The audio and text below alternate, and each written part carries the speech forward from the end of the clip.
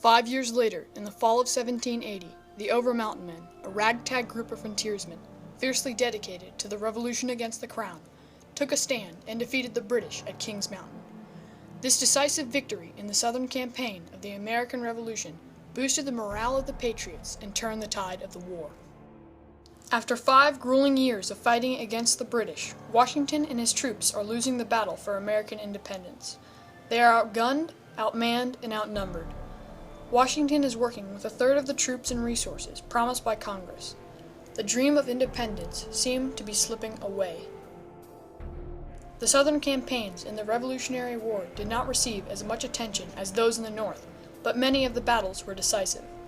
Perhaps they were underrated because the heroes were not officers of the Continental Army, but the natural leaders of the people. When France joined forces with the Patriot militia, the English shifted their focus away from the North and towards the Southern colonies. New efforts were demanded on part of the British government to subdue their rebellious subjects, and the Carolinas were targeted. It was definitely one of the more important battles. Without Kings Mountain, you never would have had a Cowpens, and then of course without Cowpens, you wouldn't have had a Guilford Courthouse. So we kind of stand as that stepping stone to the rest, to October of 1781, when Cornwallis surrenders the British Army in the South. The surrender of Charleston, the defeat of the American forces at Camden on the 16th of August, and of Sumter 2 days later, all added prestige to the royal cause, resulting in the complete subjugation of Georgia and South Carolina.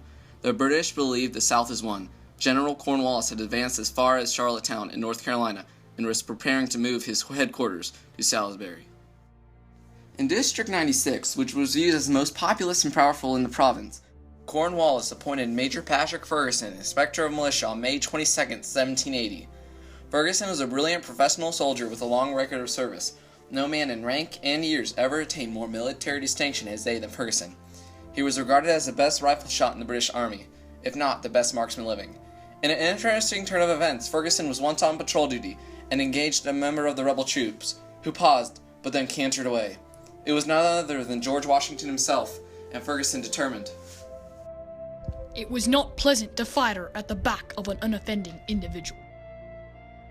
Major Ferguson was tasked to march the old Tryon County area, raise and organize loyalist units from the Tory population of the Carolina backcountry, and protect the left flank of Lord Cornwallis's main body at Charlotte, North Carolina. He managed in his efforts in the backcountry to raise almost 4,000 loyalist militia for the cause. He trained and equipped 1,000 of them in the summer of 1780, and then he had about 800 of them here at the Battle of Kings Mountain. In the same part of the country lived a group of people called the Overmountain men, which refers to the fact that their settlements were west of or over the Appalachians, the range being the primary geographical boundary dividing the 13 American colonies from the western frontier.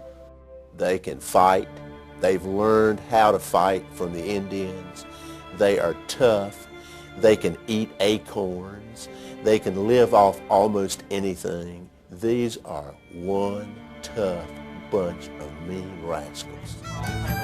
These men sat down and put on paper the basis of rules that would govern their community. And they were the very first to do so on the American continent, 4 years before the Declaration of Independence. Without official permission and reward, these heroes of the frontier came together as brothers and neighbors and formed their volunteer army to protect their families and their country. Aware of this group, Major Ferguson sent a message to Isaac Shelby, one of the leaders of the Overmountain men. If you do not desist your opposition to the British arms, I shall march this army over the mountains, hang your leaders, and lay waste your country with fire and sword. Upon receiving Ferguson's threat to march into his community, terrorize his neighbors, and destroy their homes, Isaac Shelby wasted no time. The militia leaders decided it would be best if they crossed the mountains on their own terms and defeated Patrick Ferguson on the east side of the mountains. Thus did Ferguson, the would-be hunter, become the hunted. The Overmountain men joined forces with patriot militiamen of North and South Carolina and Georgia. The leaders of the Overmountain men called for a mustering of militia units on September 25th at Sycamore Shoals near the Watauga. The militiamen prepared to cross the mountains, committed in their pursuit of the men who had threatened to invade their homeland. Major Patrick Ferguson. At the Shoals, Reverend Samuel Doak delivered a passionate sermon.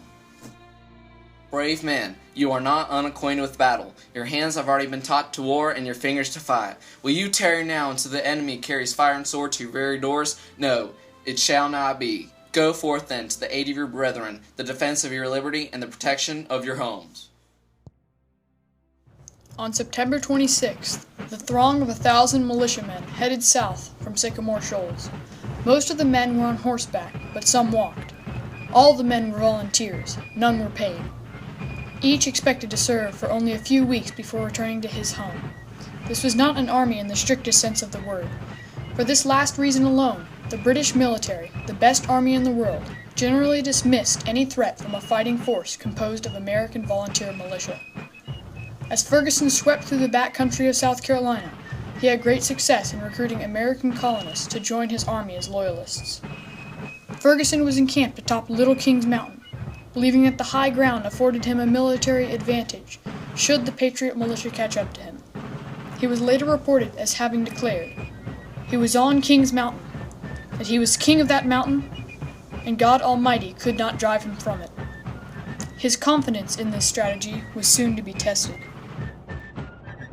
The Patriots advanced on all sides of Kings Mountain, giving the enemy Indian play, yelling loudly and firing from the cover of trees and rocks.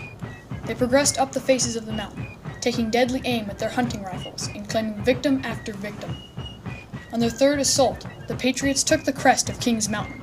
Ferguson, sensing defeat and knowing that he was about to be captured, rode in desperation toward the Patriot line, hoping to escape by fighting through it. One seasoned militiaman took aim with his rifle and shot Ferguson out of his saddle. With Ferguson dead, the Loyalist resistance quickly evaporated. Ferguson's bold declaration never to leave Kings Mountain was fulfilled, and he was buried on the battlefield not far from where he fell. His marked grave remains at Kings Mountain today. When the battle was over, 290 Loyalists were killed, 163 wounded, and 688 taken prisoner. Only 28 militia were killed and 60 wounded. Word of Ferguson's death and total defeat at Kings Mountain shocked and disheartened General Lord Charles Cornwallis. With the losses of 1/3 of his army and one of his most talented officers, Cornwallis delayed his planned advance. News of the victory sweeps the country. Rebels flock to join the cause. No longer could the British depend on the American loyalists to flock eagerly to their standard. The Patriot spirit in the Carolinas was integrated at the victory of Kings Mountain and allowed Nathanael Greene to reorganize the American armies. The Battle of Kings Mountain was the turning point in the American Revolution. 42 years later, Thomas Jefferson recalled the battle as the joyful annunciation of that turn of the tide of success which terminated the Revolutionary War.